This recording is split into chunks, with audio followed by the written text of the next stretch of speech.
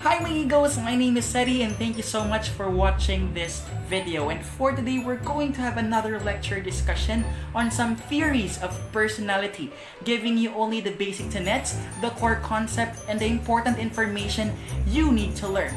I hope if this is your first time to visit my channel, please do subscribe at my channel and hit that bell button for you to get notified whenever I post a new video. Alright, so hi everyone. So again, let's have another discussion. So this is the part 2 of our Filipino psychology discussion. So ito po yung part 2 niya, yung kanyang kasunod. So focus tayo dito sa rethinking Filipino values. Ano ba yung mga values natin as Filipinos? Okay? So punta tayo sa concept ng kapwa. So these are the basic tenets of Filipino psychology. Core value or kapwa, meaning togetherness, is the core construct of Filipino psychology. So yung kapwa po has two categories, ibang tao, other people, and hindi ibang tao o not other people. Filipinos values conformity because unlike non-Asian countries, this runs into conflict with individualism o yung kanya-kanya, which can brought about by Western colonialism. So, sa atin po, sa ating country, fino-focus natin yung pagkakaisa, ganun. So, yun kasi parang merong conflict kung kanya-kanya tayo. Okay? So, ibang tao, outsider. There are 5 domains in this construct. Okay? Una sa lahat, yung pakikitungo, civility. In Confucian ethics, right before meant, right demeanor towards authority. So, ito po yung tamang the way we relate to other people. Yun po. Pakikitungo. Pakikisalamuha. Ito po yung act of mixing or socializing. This is a social value that is primarily communitarian and Confucian. Okay? Next naman po is pakikilahok. So, act of joining and participating. Okay, ito rin po ito po yung mga values natin as mga Filipinos. Pakikibagay, okay, this refers to conformity. Okay, yung pakikisama. This runs into conflict with individuality. Okay, kasi parang sometimes kasi nawawala ka na sa self mo if always kang nakikisama sa iba, ganyan. So, there will be a conflict or there will be a time na magkakaroon din ng conflict sa sarili ninyo. Okay. Pakikisama is getting along with others to maintain good and harmonious relationships. Ayun. Importante po ito. Hindi ibang tao, one of us. There are 3 domains in this construct. Ano-ano yun? So, pakikipagpalagayang loob, ito po yung act of mutual trust. Okay? Especially kapag close na kayo, kapag bonded na kayo, ganyan. So, nagkakaroon po ng tiwala. Pakikisangkot, ito naman po yung act of joining others. Please be familiar of those meaning. Importante po yung mga definition na yun. Pakikipagkaisa, being one with others. Okay?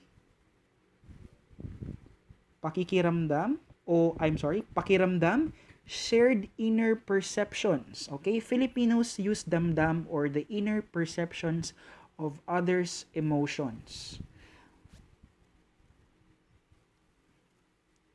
Ayun. Kagandahang loob naman is the shared humanity. This refers to being able to help other people in dire need due to a perception of being together as part of one Filipino humanity. Ito po yung mga values natin. Let's go to the accommodative surface values. So, meron po tayong mga iba't ibang values under this. Hiya, ito po yung loosely translated as shame by most Western psychologists. Hiya is actually sense of propriety. Okay, so hiya, okay, ito po yung shame. Okay, hiya, shame. Utang na loob, norm of reciprocity. Okay, Filipinos are expected by their neighbors to return favors. So, kapag meron kang utang na loob sa ibang tao, kailangan daw ibalik mo yon. Ito po yung, again, mga values natin as Filipinos. pakikisama and pakikipagkapwa, smooth interpersonal relationships. Okay? This attitude is primarily guided by conformity with the majority. Okay. Ito naman po, let's go to confrontative surface values. Okay, pinaka-common yung bahala na, translates literally as leave it up to God. In Filipino culture, bahala na si Lord, bahala na si Batman, ganyan, 'di ba? Filipinos engage in the bahala na attitude as a culture influence, adaptive coping strategy when faced with challenging situations. Lakas ng loob. Ito po this attitude is characterized by being courageous in midst of problems and uncertainties. Lakas ng loob lang yan. Kailangan mo. Pakikibaka, ito naman po, concurrent clashes. It refers to the ability of the Filipino to undertake revolutions and uprisings against a common enemy. Karangalan, okay, loosely translated to dignity. This actually refers to what other people see in a person and how they use that information to make a stand or judge about his or her worth. Okay, these are societal values. Okay, punta na tayo dito sa mga societal values. Karangalan. Alright, ang puri naman, the external aspect of dignity. So again, puri, external factor siya, or this is the external aspect of dignity. This may refer to how other people judge a person of his or her worth. This compels a common Filipino to conform to social norms regardless how obsolete they are. Okay, importante po na alam po ninyo ang mga meaning nito. Okay, yung puri. Dangal naman, the internal aspect of dignity may refer to how a person judges his own worth.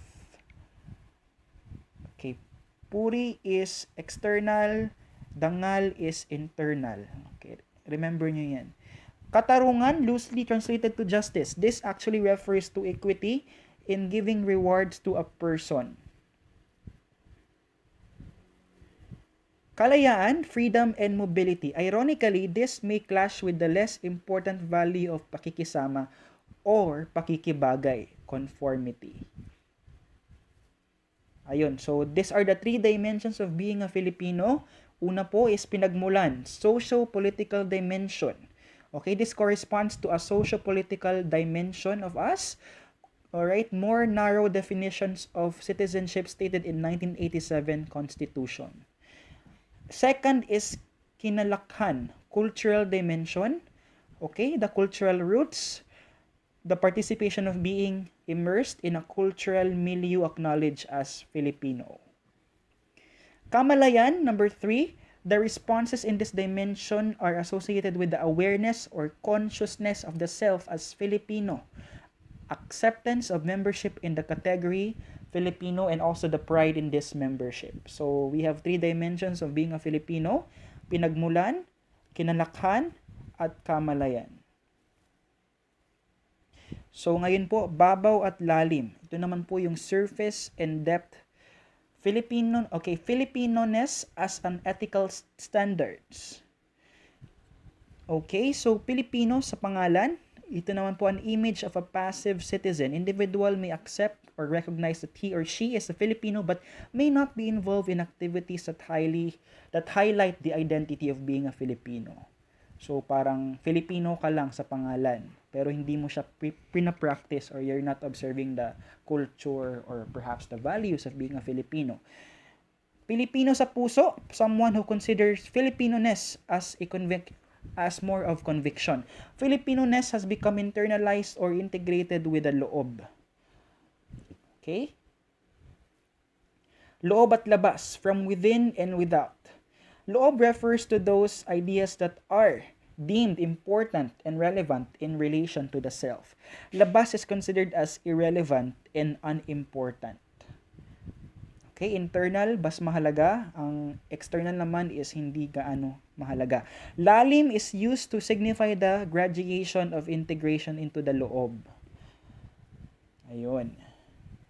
Okay, so importante po na alam po ninyo mga different terms na yon. So marami pa pong terms like yung mga barang, yung mga kulam, be acquainted with those terms.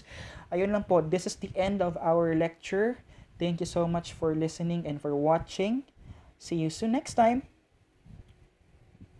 And that's all for today, my egos. Thank you so much for watching. I hope you share this to others and don't forget to subscribe.